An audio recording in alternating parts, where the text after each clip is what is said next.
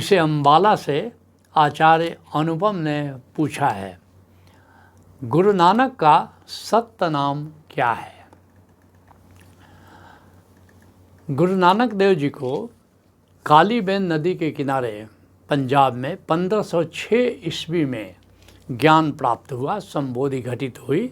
वैसे 1469 ईस्वी में उनका जन्म हुआ। करीब 37 वर्ष की उम्र में उनको ज्ञान प्राप्त हुआ और ज्ञान प्राप्त करने के बाद जो वक्तव्य उन्होंने दिया वो जपजी साहब में संकलित है।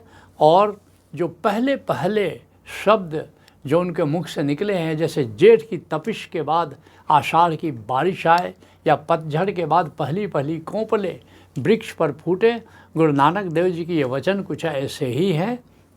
एक एक शब्द वेद है। कहते हैं, एक ओंकार सतनाम, कर्ता पुरुष निर्भव निर्वैर, अकाल मूरत अजूनी स्वयंभम गुरु प्रसाद। क्या जाना हमने? एक ओंकार, ओंकार को जाना हमने और यही सच्चा नाम है। बाकी सब नाम जितने भी हैं वो तो काम चलाऊ हैं। असली नाम ओंकार है। वह ओंकार ही वृक्षों में जीव जंतुओं के रूप में प्रकट हुआ है। तो सब ओंकार के ही रूप हैं और कर्ता पुरुष, और ये ओंकार उस कर्ता पुरुष का प्रतीक है जिसने सृष्टि रची है। निर्भव, और वह परमात्मा कैसा है? वह निर्भय है, वो किसी से डरता नहीं, वो निर्वैर है, कोई बैरी नहीं है जगत में उसका। और अकाल मूरत, वो समय के पार है।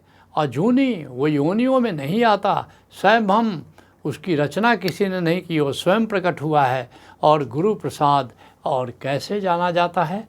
गुरु की कृपा से जाना जाता। सब कुछ कह दिया एक पंक्ति में, परमात्मा के बारे में सब कुछ बता दिया कि जो परमात्मा के बारे में जाना जा सकता है। तो तुमने पूछा है सत्य नाम क्या है? तो ये जो सत्य नाम गुरु नानक देव जी कहते हैं, एक ओंकार सत्य नाम, ये आत्मा का संगीत है।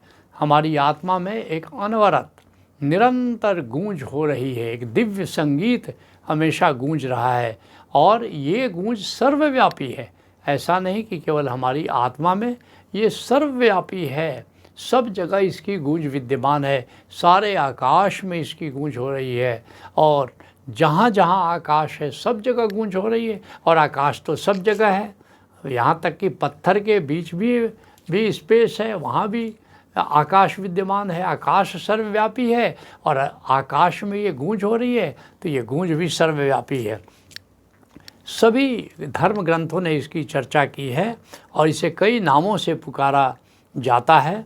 जैसे इसको नाद कहते हैं, इसको अनहद नाद कहते हैं, इसको अनाहत नाद कहते हैं, इसको उपनिषद के ऋषियों ने प्रणव कहा है, उद्गीत कहा है, संतों ने इसको कहा नाम कहा, सत्य नाम कहा है, शब्द कहा है, सार शब्द कहा है, बानी भी इसको कहा गया है। मोहम्मद साहब इसको सदाए आसमानी कहते हैं, बांगे आसमानी कहते हैं, कलमा कहते हैं, जीसस इसको लोगोस कहते हैं। तो सभी धर्मों में सभी बुद्ध पुरुषों ने इसकी चर्चा की है।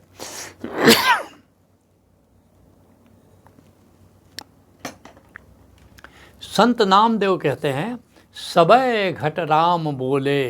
राम भी इसको कहते हैं, अनाहत नाद को कई बार संतों ने राम कहा है।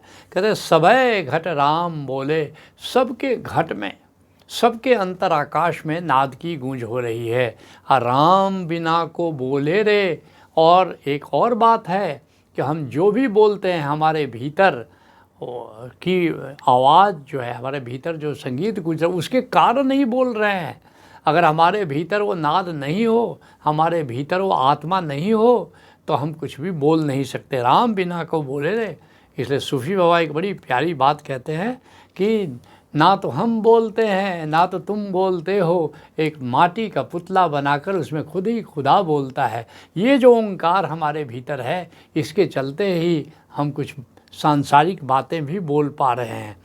ओशो ने बड़े प्यारे अंदाज से ओंकार के बारे में कहा है, ओंकार हमारा मूल है, ओंकार हमारा गंतव्य है, ओंकार से दूर निकल जाना नरक है, ओंकार के पास से रखते चले जाना स्वर्ग है, और ओंकार से मिलकर एक हो जाना समाधि है, संबोधि है, मोक्ष है। ओशो ने ओंकार को इतना महत्व दिया है।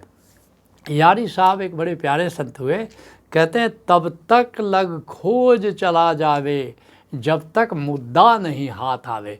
साधना में यही मुद्दे की बात है। तो साधना करने निकलते हो, कई प्रकार की साधना करते हो। मलुकदास कहते हैं पहला पद है देई देवा, पहले देवी देवताओं की पूजा करते हो। दूजा नेम, कुछ नियम व्रत का पालन करते हो।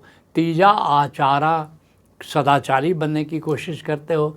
लेकिन कहते हैं मलुकदास की तीजे पद में सब जग उलझा।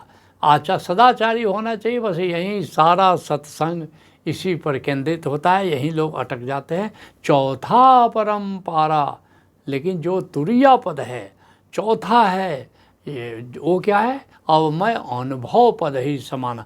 जहाँ से अनुभव शुरू होता है वहाँ से असली साधना शुरू होती है, और ओंकार के ज्ञान के साथ ही अनुभव का द्वार खुलता है। इसलिए यारी साहब कहते हैं जहाँ से अनुभव शुरू हुआ वहीं मुद्दे की बात आ जाती है। ये मुद्दा ओंकार है। जब तक ओंकार को कोई नहीं जानता, साधना में उसकी प्रगति नहीं हो सकती। भीखा साहब बोलते हैं बोलता ब्रह्म चीन्हे सो ज्ञानी। कहते हैं कि ब्रह्म को तुम अपनी धारणा कहते हो कि खुदा का, वो भी तुम्हारा काल्पनिक है। परमात्मा जिसको कहते हैं ऊपर वाला देख रहा है, लेकिन तुमने जाना नहीं, वो सब मौन है। जिसके बारे में तुम परमात्मा समझ के बातें करते हो वो परमात्मा मौन है। और जब तक परमात्मा की मौन स्थिति से तुम परिचित हो, तब तक तुम परमात्मा की असली स्थिति से, परमात्मा के असली वजूद से अनभिज्ञ हो। इसलिए भीखा साहब कहते हैं कि बोलता ब्रह्म, ये ओंकार ही उसकी वाणी है। और इसको जब सुनते हो तब तुमको पहली बार लगता है अरे ये तो ब्रह्म बोल रहा है, ये मौन नहीं है, गूंगा नहीं है, ये तो बोलता ब्रह्म चीन्हे सो ज्ञानी। तो जो ओंकार में ये जो आकाश की विराटता को देखते हो, ये ओंकार से गूंज रहा है। तो इसको जब तुम पहचानते हो तब तुमको ज्ञानी कहा जाएगा, ब्रह्म ज्ञानी तुमको कहा जा सकता है। भीखा साहब अन्यत्र कहते हैं वेद पुराण पढ़े कहाँ जो अक्षर समझा नहीं। वेद पुराण पढ़ने से कुछ नहीं होगा अगर तुम ओंकार को नहीं जानते। हाँ, एक बार ओंकार को जान लो तो वेद तो महाग्रंथ है, वेद तो परम ग्रंथ है, उसको तो पढ़ने की चीज़ थोड़े हो, तो सिर पर रखो और नाचो। इतने अद्भुत वक्तव्य ऋषियों के हैं, लेकिन अद्भुत तब हो जाते हैं, सार्थक तब हो जाते हो जब तुम ओंकार को जानते। वेद को छोड़ो, ओशो की वाणी को लोगों ने नहीं समझा क्योंकि वो ओंकार को जानते नहीं थे।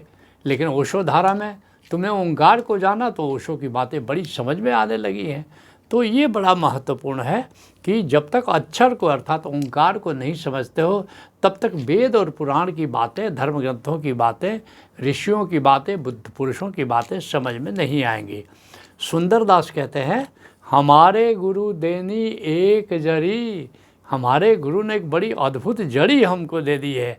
कहाँ कहो कछु कहत न आवे, मैं क्या उस जड़ी के बारे में बखान करूं, कहने में नहीं बात आती है। अमृत सर ही भरी, जैसे अमृत का सरोवर भरा हुआ है, अमृत भरा हुआ है उस जड़ी में, ऐसा ओंकार है। और नानक देव जी दूसरी जगह कहते हैं नानक नाम जहाज है, चढ़े सो उतरे पार। ओंकार एक जहाज है, और जो भी ओंकार की डोली पर, ओंकार के जहाज़ पर सवार होता है वो भव सागर के पार चला जाता है। जो भी ओंकार की साधना करता है निश्चय वो मुक्त हो जाता है। भगवान कृष्ण गीता में कह रहे हैं, अर्जुन से कह रहे हैं कि मृत्यु की बेला में ओंकार को जानते हुए, ओंकार का श्रवण करते हुए, और ओंकार जहाँ गूंज रहा है उसका ध्यान करते हुए, उस अंतराकाश का, उस शब्द का ध्यान करते हुए अगर शरीर छोड़ता है कोई अर्जुन तो निश्चित ही वो मुक्त हो जाता है। संत धरणीदास बड़े प्यारे संत हुए, कहते हैं जौलों मन तत्व ही नहीं पकड़े। जब तक हमारा मन तत्व को नहीं पकड़ता है, और ये तत्व क्या है? ओंकार है।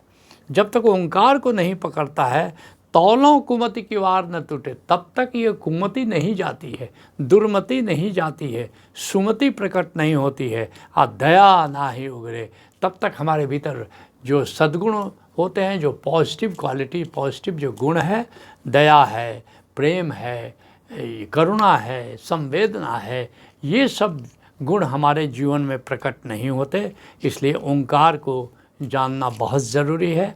बिहार के दरिया साहब कहते हैं, नाम न जाना रे अभागा, कहते हैं तुमने नाम को नहीं जाना तो तुम अभागा हो, तुम्हारे जीवन में सौभाग्य का उदय नहीं हुआ है, तुमने ओंकार को नहीं जाना। नाम न जाना रे अभागा, नाम न जाना रे, हाँ, नाम को जो जानता है वो सौभाग्यशाली अपने को कह सकता है। रज्जब साहब कहते हैं, नाम बिना नाही निस्तारा, कबहू न पहुँचे पार। जब तक तुम नाम को नहीं जानते, ओंकार को नहीं जानते, ओंकार की साधना नहीं करते, तब तक तुम भवसागर को पार नहीं कर सकते, तब तक तुम्हारा उद्धार नहीं हो सकता। राधा स्वामी मत के प्रवर्तक स्वामी जी महाराज कहते हैं, शब्द बिना सब थोथा ध्यान, शब्द बिना, शब्द ओंकार को कहते हैं, शब्द बिना सब थोथा ध्यान, शब्द बिना सब थोथा ज्ञान, शब्द छोड़ मत अरे अजान, राधा स्वामी कहे बखान। कहते तुम कहते हो कि मैं ध्यान करता हूँ, अगर तुम ओंकार को नहीं जानते तब तुम्हारा ध्यान व्यर्थ है। शब्द बिना सब थोथा ज्ञान, तुम अपने को ज्ञानी समझते हो अगर, तो निश्चित समझो अगर ओंकार को तुम नहीं जाना, अगर तुमने, तब तुम ज्ञानी अपने को नहीं कर सकते। तो ओंकार से साधना शुरू होती है, ओंकार के सहारे साधना चलती है और ओंकार के साथ ही साधना पूर्ण होती है। इसलिए गुरु नानक देव जी सत्य नाम को, ओंकार को इतना महत्व दे रहे हैं। तो सत्य